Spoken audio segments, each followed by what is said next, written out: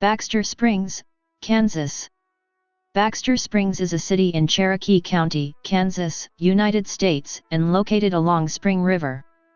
As of the 2010 census, the city population was 4,238. It is the most populous city of Cherokee County. Natural springs in the area had long attracted indigenous peoples and later European American settlers. But the town grew rapidly in the late 19th century as a center for cattle drives to northern markets. For thousands of years, indigenous peoples had lived along the waterways throughout the West. The Osage migrated west from the Ohio River area of Kentucky, driven out by the Iroquois. They settled in Kansas by the mid-17th century, adopting Plains Indian traditions. They competed with other tribes, and by 1750 they dominated much of what is now the region of Kansas, Missouri, and Oklahoma. One of the largest Osage bands was led by Chief Black Dog. His men completed what became known as the Black Dog Trail by 1803. It started from their winter territory east of Baxter Springs and extended southwest to their summer hunting grounds at the Great Salt Plains in present-day Alfalfa County, Oklahoma.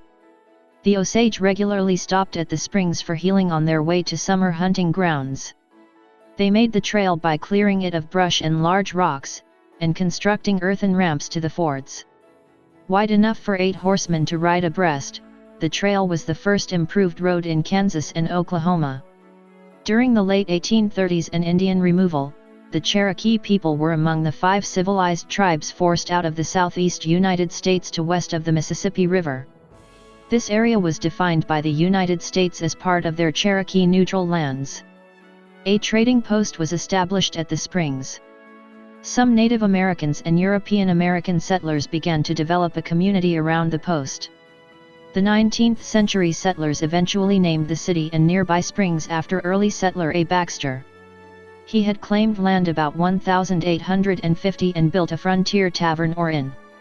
During the American Civil War, the United States government built several rudimentary military posts at present-day Baxter Springs, fortifying what had been a trading post, Fort Baxter, Camp Ben Butler and Camp Hunter.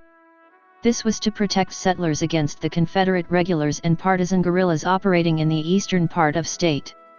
On October 4, 1863, some 400 men of the pro-Southern Quantrells Raiders were passing on their way to Texas for the winter. They attacked Fort Baxter. Some of the garrison was away from the fort on assignment. The remainder, mostly United States colored troops, held the fort with few casualties. Quantrell's men later encountered an unrelated detachment of 103 Union troops out on the prairie. The Confederates overwhelmed them, killing nearly all the Union men, including many after they were captured. After temporarily reinforcing the fort, the United States abandoned the Baxter Springs area later that year. It moved its troops to the better fortified Fort Scott, Kansas. Before leaving, U.S. forces tore down and destroyed Fort Baxter to make it unusable for hostiles. Most of the town's growth took place after the war, when it began to develop at a rapid pace. By 1867, entrepreneurs had constructed a cable ferry across the Spring River, which was operated into the 1880s. At that time, it was replaced by the first bridge built across the river. Around 1868 there was a great demand for beef in the north. Texas cattlemen and stock raisers drove large herds of cattle from the southern plains, and used Baxter Springs as a waypoint to the northern markets at Kansas City, which linked to railroads to the east. This led to the dramatic growth of Baxter Springs by the early 1870s as the first cow town in Kansas. By 1875, its population was estimated at 5,000. The town organized the Stockyards and Drovers Association to buy and sell cattle. They constructed corrals for up to 20,000 head of cattle, supplied with ample grazing lands and fresh water. Texas cattle trade stimulated the growth of related businesses, and Baxter Springs grew rapidly. The town was regularly the rowdy gathering place of cowboys, and saloons, livery stables, brothels and hotels were developed to support their seasonal business. At the same time other settlers were building schools and churches, to support family life. After railroads were constructed from the north into Texas later in the century, cattlemen no longer needed to conduct the cattle drives, or to use Baxter Springs as a way station to markets. The first railroad to enter Texas from the north, completed in 1872, was the Missouri-Kansas-Texas Railroad. As ranchers started shipping their beef directly from Texas, business in Baxter Springs and other cow towns fell off sharply.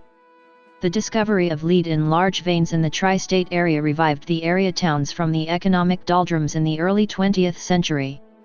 In the early days of Baxter Springs, lead had been found in small quantities along Spring Creek, but it was of poor quality. It was suspected that higher-grade ore could be found, but only at deeper depths. The Baxter Springs City Council by Ordinance 42 enacted provisions that greatly limited any mining within city limits. Their actions protected the land in the city. Nearby towns have suffered from mining-related environmental degradation. Baxter Springs certainly benefited from the business and revenues generated by regional mining activity. Many of the mine owners and operators built ambitious houses here to reflect their success. In addition, in the early 1900s many mining executives built their business offices in Baxter Springs.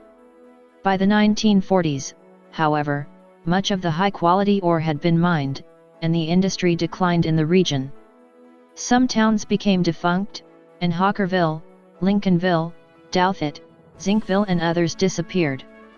The mining practices of the time caused considerable environmental degradation in the region. Federal and state restoration efforts have helped to improve the land since the late 20th century.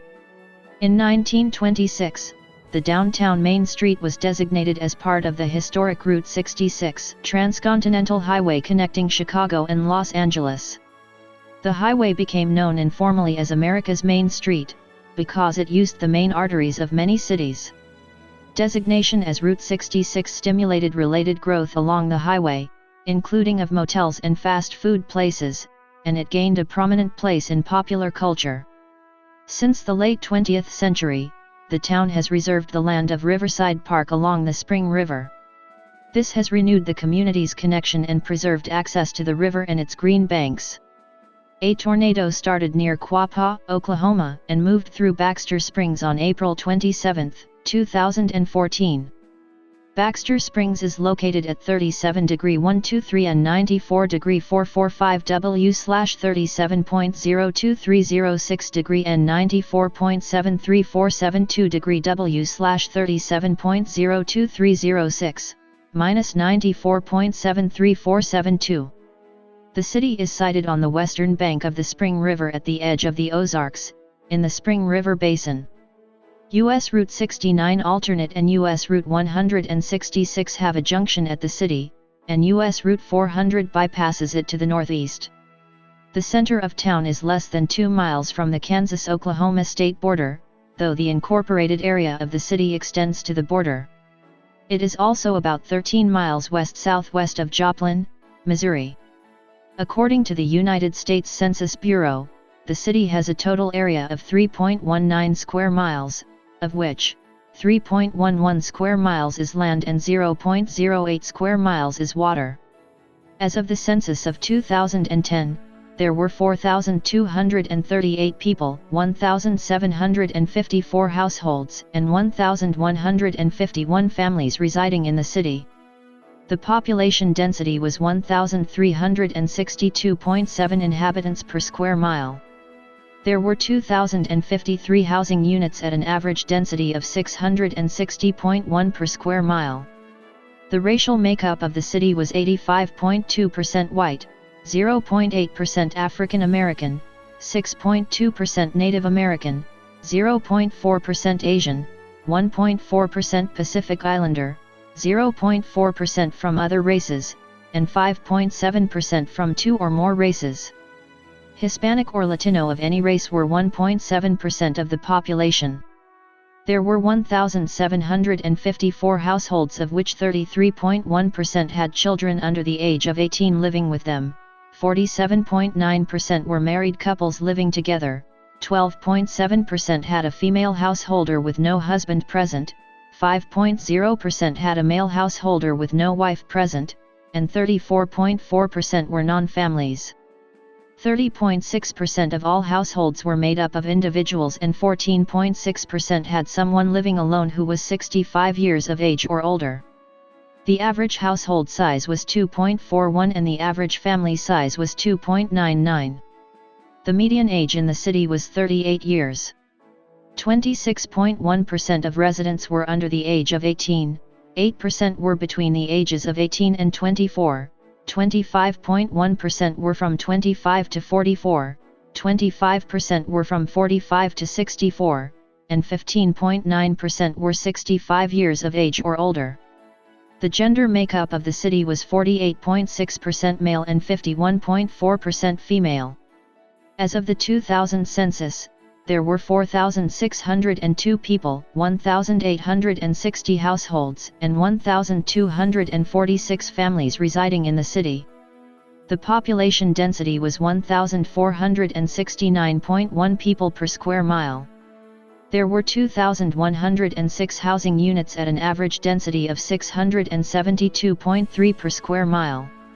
The racial makeup of the city was 88.03% white, 0.98% Black or African American, 5.04% Native American, 0.20% Asian, 0.17% Pacific Islander, 0.48% from other races, and 5.11% from two or more races. Hispanic or Latino of any race were 1.30% of the population.